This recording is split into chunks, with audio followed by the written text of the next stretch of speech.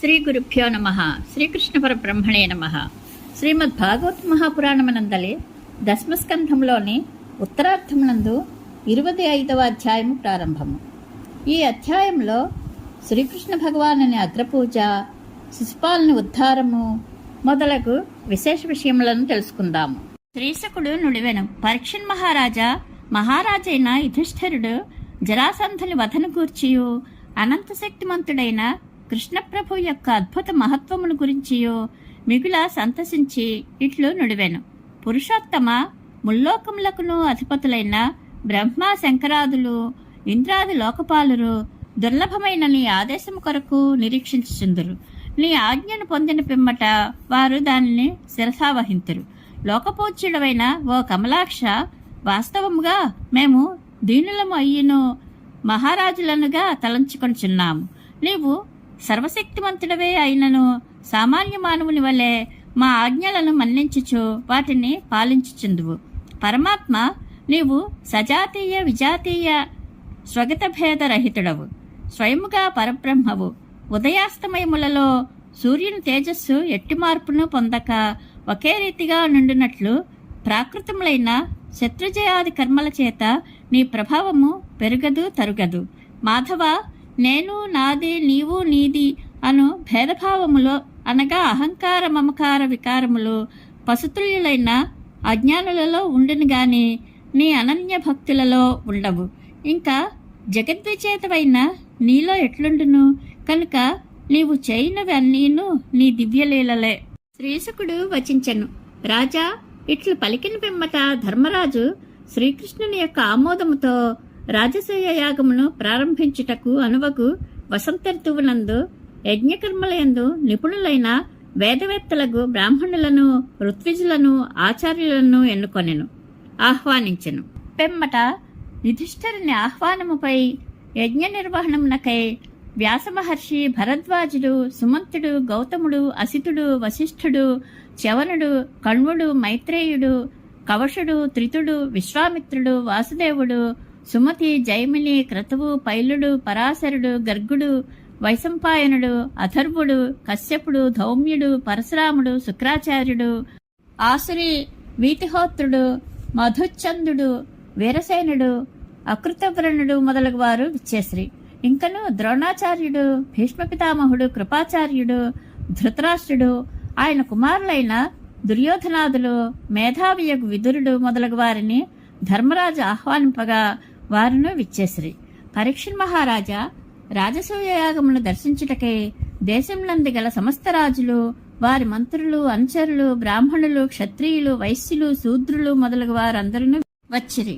అనంతరము ఋత్విజులైన బ్రాహ్మణోత్తములు యజ్ఞభూమిని బంగారు నాగళ్లతో దున్ని ధర్మరాజును వేదోక్త రీతిలో యజ్ఞదీక్షితుని గావించిరి.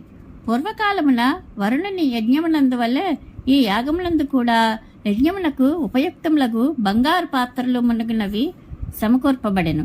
యుధిష్ఠిరుని ఆహ్వానముపై ఇంద్రాది లోకపాలురు, బ్రహ్మదేవుడు, శంకరుడు తమ గణములతో విచ్చేసిరి. అంతేగాక సిద్ధులు, గంధర్వులు, విద్యాధరులు, నాగులు, మునీశ్వరులు, యక్షులు, రాక్షసులు, గరుత్మంతుడు మున్నగువారు, కిన్నరులు, చారణులు, మహారాజులు, వారి పత్నులు అందరూ యజ్ఞస్థలికి చేరిరి. వారందరూ ధర్మరాజు యొక్క రాజసూయ యాగ ప్రయత్నము ఆ మహాత్ముని స్థాయికి తగినట్లుగానే ఉన్నట్లు తలపోసిరి. శ్రీకృష్ణ భక్తి నిరతుడైన ఆ మహారాజు యొక్క యజ్ఞవైభవము అట్లు సుసంపన్నమై విలసిల్లుటలో ఆశ్చర్యమేముండును? పూర్వము ఇంద్రాది దేవతలు వరుణించే వలె బ్రహ్మవర్చస్సుతో తేజరిల్లుచున్న ఋత్విజులు యుధిష్ఠిరునిచే రాజసూయాగమును విధ్యుక్తముగా నిర్వహింపజేసిరి. యజ్ఞమునకు చివరి రోజైన సోమాభిషవ దినమున ధర్మరాజు ఋత్విజులను, సభాపతులను, మహాత్ములను శాస్త్రీయముగా భక్తి శ్రద్ధలతో పూజించెను. సదస్యులలో అగ్రపూజకు అర్హులైన విషయమున ఏకాభిప్రాయము కుదరకుండెను. అచ్చటనున్నవారు ఎవరికి వారు తమ అభిప్రాయములను వేర్వేరుగా తెలిపిరి. అప్పుడు మాతృపుత్రుడగు సహదేవుడు ఇట్లు వచించెను. సభాసదులారా, యదువంశ శిరోమణియకు శ్రీకృష్ణ భగవానుడే సదస్సులందరిలో శ్రేష్ఠుడు. అందువలన అతడే అగ్రపూజకు అర్హుడు.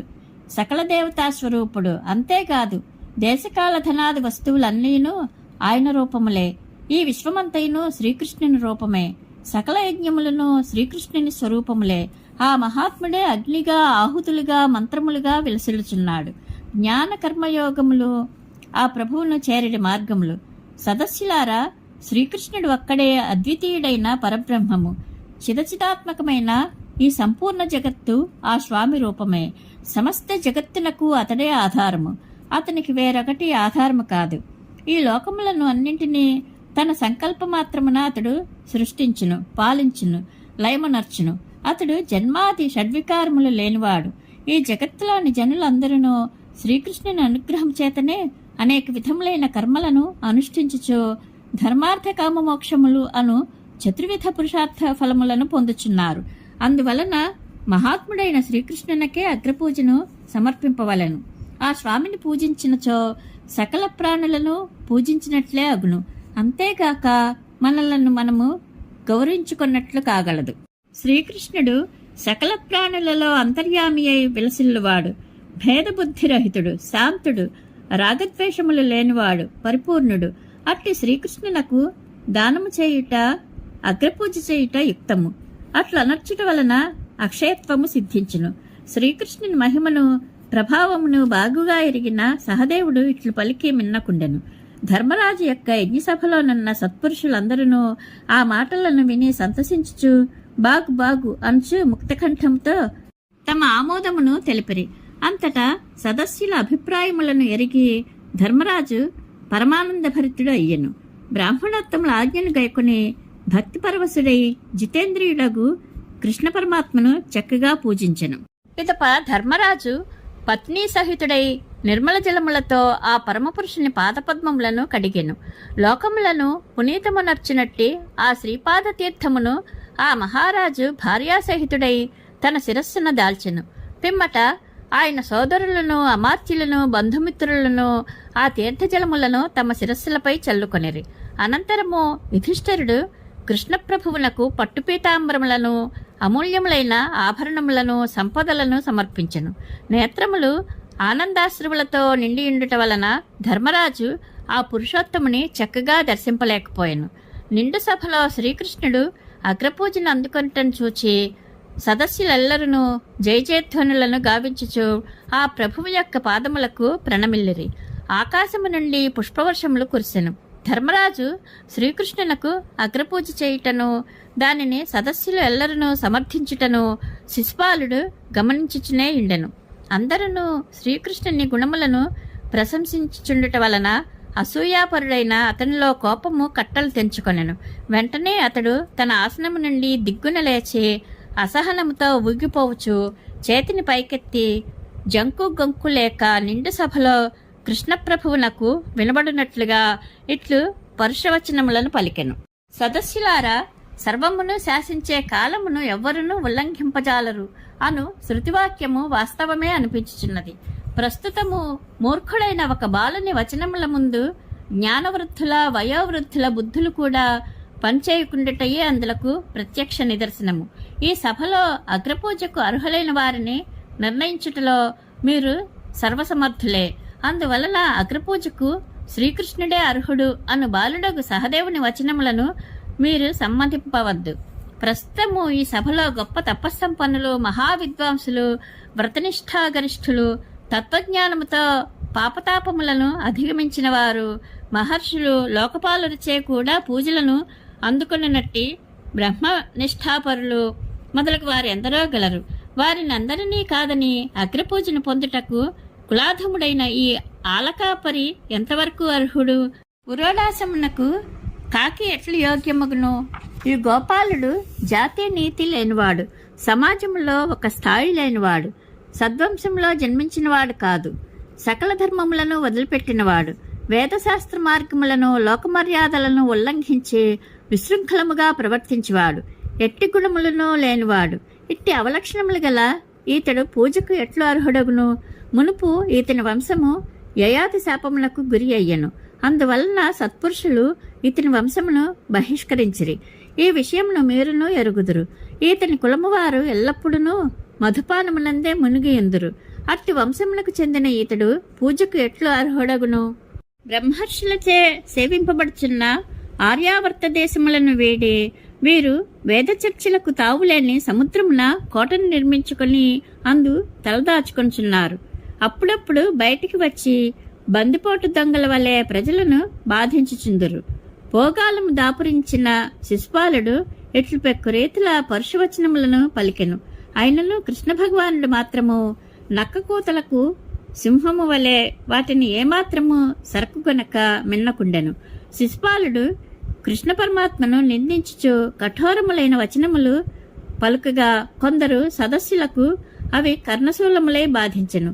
అంతటా వాటిని వినలేక చెవులు మోసుకొని కోపంతో శిశుపాలుని తిట్టిపోయిచు వారు సభాస్థలి నుండి బయటికి వెళ్లిపోయారు. పరీక్షణ్ మహారాజా భగవంతుని ఆ స్వామి ఎడ భక్తి తత్పరులైన సత్పురుషులను నిందించుచు పలికిన మాటలను వినుచును బయటికి వెళ్ళని వారు పుణ్యకర్మ ఫలములను కోల్పోవుదురు, అధోగతి పాలగుదురు. అంతటా పాండవులు, భీమార్జున, నకుల సహదేవులు, మత్స్య కేకయ దేశముల రాజులు, శృంజయాదులు మిగుల క్రుద్ధులై శిశుపాలుని వధించుటకై ఆయుధములను చేబూని నిలబడిరి. పరీక్షణ్ మహారాజా అప్పుడు శిశుపాలుడు ఏమాత్రమును తొట్టుపడక కృష్ణుని పక్షము వహించి ఉన్న రాజులను బెదిరించుచు ఖడ్గమును డాలును చేబూనెను. అంతటా శ్రీకృష్ణుడు లేచి నిలబడి పోరాడుటకు సిద్ధముగానున్న తన పక్షము వారిని శాంతపరచెను. పిదప క్రుద్ధుడై పదునైన తన చక్రముతో ఆ స్వామి తన ఎడ శత్రుభావము వహించి ఉన్న శిశుపాలుని శిరస్సును ఖండించెను. అది నేలపాలాయను. శిశుపాలుడు నిహతుడు కాగా సభలో పెద్దగా కోలాహల ధ్వనులు చెలరేగెను. శిశుపాలుని అనుయాయులైన రాజులు ఎల్లరూ బ్రతుకు చెవుడా అంచు పిక్కబలం చూపిరి.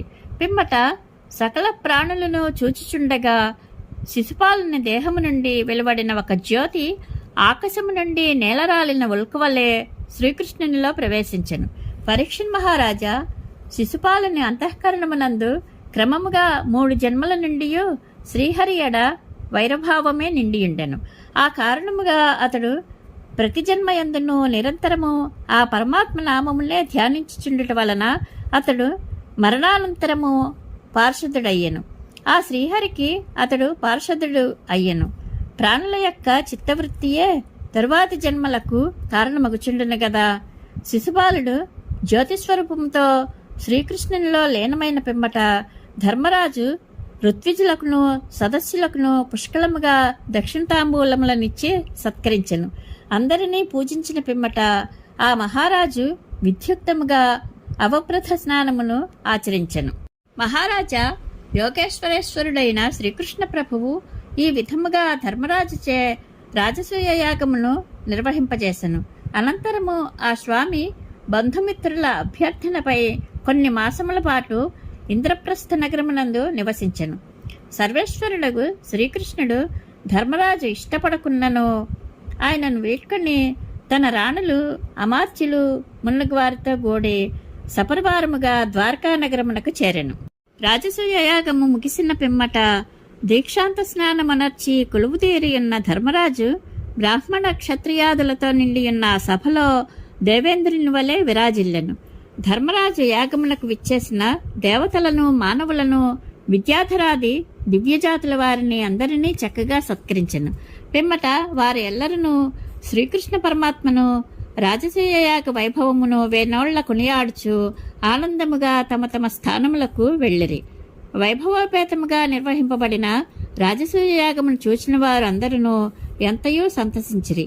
కాని పాపాత్ముడును కురువంశనాశకుడును అయిన దుర్యోధనుడు మాత్రము పాండవుల యొక్క రాజ్యలక్ష్మీ వైభవములను చూచి అసూయాపరుడై సహింపలేకపోయెను. అవతార పురుషుడైన శ్రీకృష్ణుడు క్రూరాత్ములైన జరాసంధుని, శిశుపాలని వధించుట, జరాసంధుని చెర నుండి రాజులను బంధ విముక్తులను చేయుట, అగ్రపూజను అందుకొనుట, రాజసూయాగమును జరిపించుట మొదలగు ఆ స్వామి యొక్క లీలలను కీర్తించిన వారు, పఠించిన వారు, విన్నవారు ఎల్లరూ సకల పాపముల నుండి విముక్తులగుటయే గాక మోక్షమును కూడా పొందుదురు. ఇది శ్రీమద్ భాగవత్ మహాపురాణమునందలి దశమస్కంధములోని ఉత్తరార్థమునందు 25వ అధ్యాయము సంపూర్ణము. శ్రీకృష్ణానుగ్రహ ప్రాప్తిరస్తు. శుభం భూయాత్.